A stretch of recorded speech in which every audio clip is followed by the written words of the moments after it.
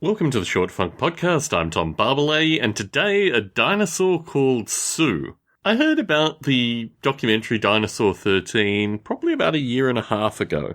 I'm not sure if it was funded by a Kickstarter, but my paleobiologist friend, let's just call him Roy Plotnick, had posted associated with this particular documentary that it was controversial in the paleobiological community, which always means it's going to be deeply controversial. I'm not going to offer too many spoilers associated with this particular documentary, but it does relate to a very curious area where private individuals form companies in order to do particular kinds of scientific work.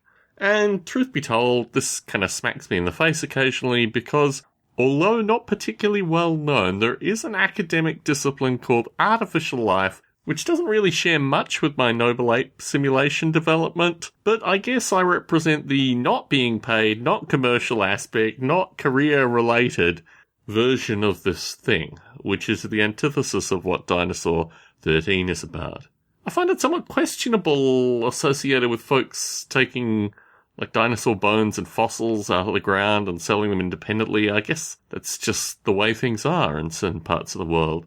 And through this, I guess it allows private collectors and in some cases corporate museums to have access to these kind of things. And I'm sure there are just some rich dudes that have a whole bunch of Stegosaurus penises and these kind of things too. Maybe what you don't know about in these circumstances. But it did raise some interesting ethical questions, which I guess also apply to me in some regard as well with regards to my Noble Ape development, except the money issues are just put to one side. But I've always felt that the pigeon fanciers of Darwin, the nature of the independent folk that are separate from the academy and continue to do their own kind of scientific tinkering. Well, it's hardly scientific unless they get academically published, but if they get academically published and the fellow you're listening to fits into this category, then, quite frankly, they're basically doing the same thing. So for me, it left a series of interesting ethical questions that I still haven't explored fully.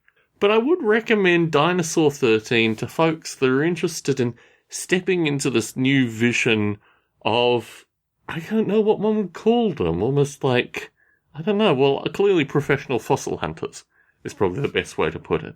And maybe you have the same kind of ethical twinges that I have, or maybe you just enjoy the ride. But I would certainly recommend Dinosaur 13 to anyone who is interested in this strange, almost libertarian science that's being portrayed in this particular documentary. And then, curiously, what the government's responsibility is, and what the role is associated with filling out forms. Customs forms. The kind of forms that those of us that have travelled internationally have seen, and hopefully, we haven't carried currency across borders. Anyway, probably too much of a spoiler. Tom Barbalet in San Jose, signing out.